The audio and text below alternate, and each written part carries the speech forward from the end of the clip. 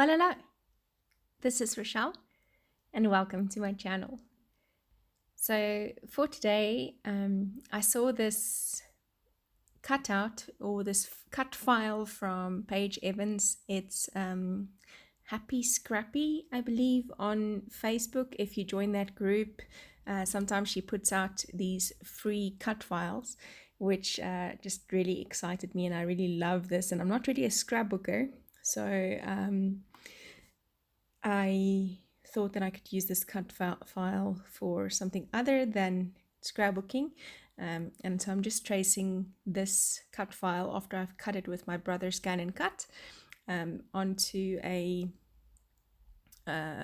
page here, just pretty much outlining it with my pencil first, making sure that I've got all the places, and then I'm going to be doing or taking my Faber-Castell Pit Artist pen in an S nib in black and just trace all the elements. Actually, no, I'm going to just trace the word in black and then the others in either brown or dark blue, sea or ground.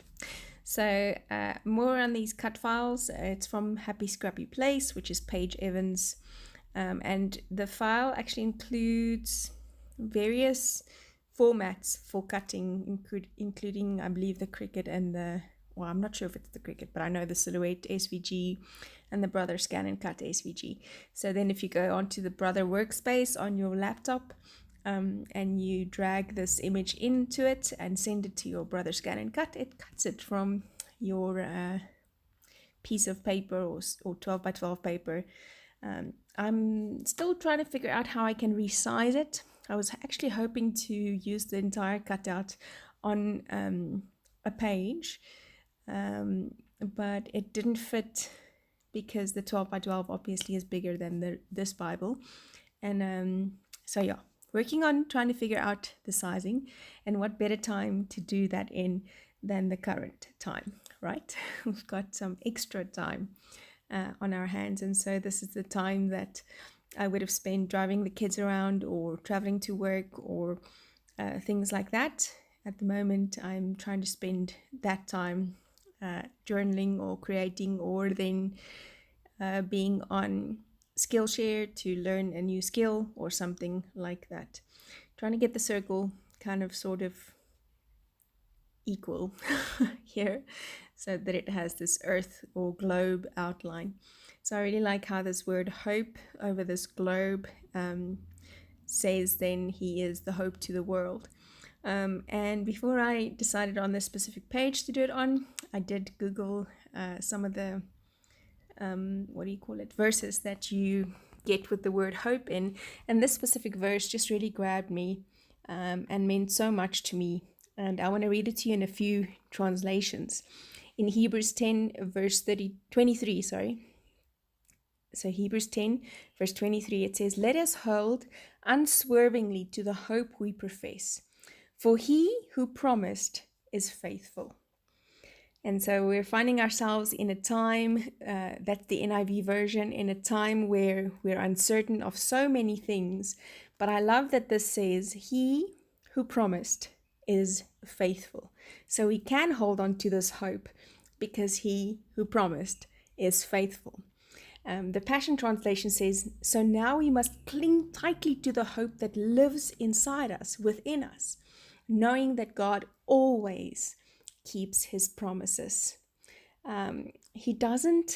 He's not a man that he should lie. He's not someone who goes back on his word or changes his mind like we do. The message says, so let's do it, full of belief, confident that we're presentable inside and out. And then it says, let's keep a firm grip on the promises that keep us going. He always keeps his word. Let's see how inventive we can be in encouraging love and helping out, not avoiding worshiping together as some do, but spurring each other on, especially as we see this big day approaching. And so this is crazy times. It's unprecedented times. The church can't gather as a body here in South Africa, I know for sure, but around the world, we're evolving and changing with this time that we're currently facing, where mass gatherings can't take place, and so we are doing online church. But I want to encourage you to hold fast to that word, the promise that He is who He says He is, and that He will do what He said He will do.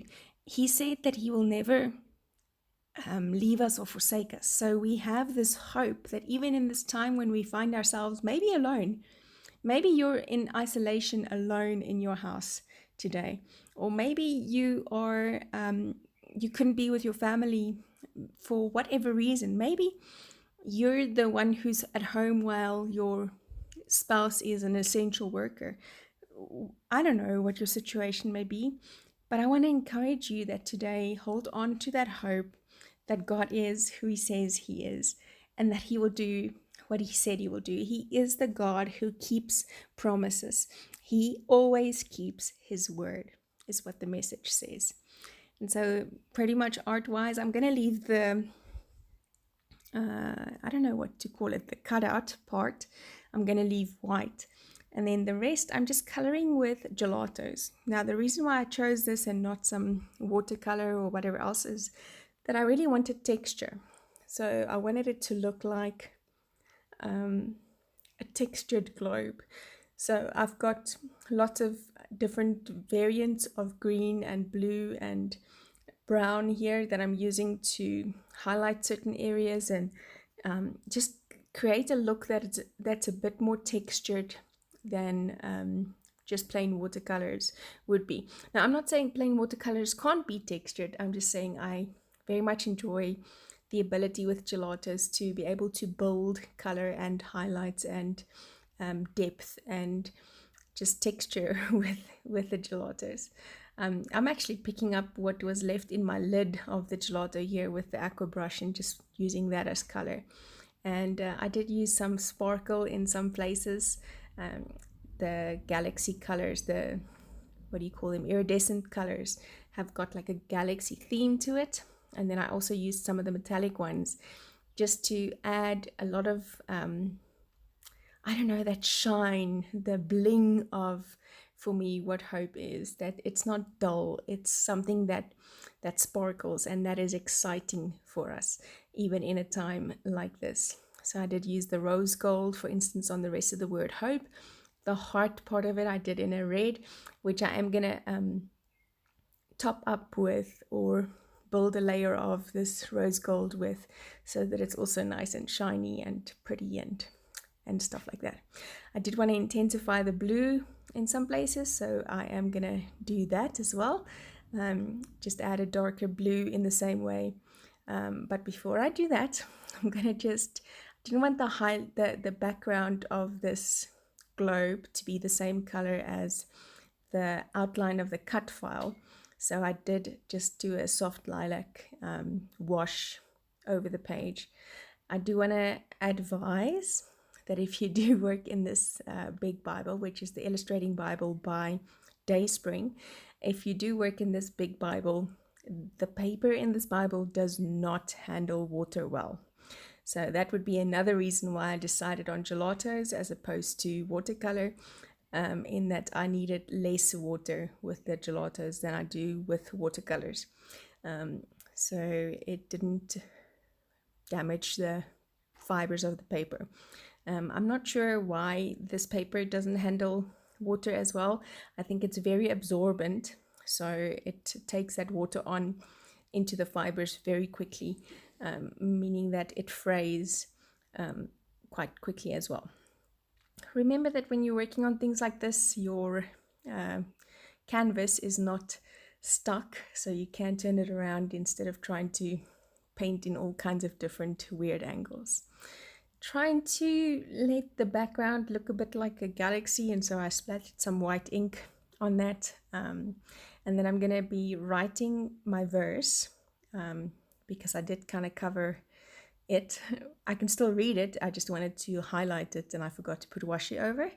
So I'm just going to be writing out the verse, that God keeps His promises, and then stamp out my date using a red Faber-Castell Pit Artist pen to ink up my date stamp.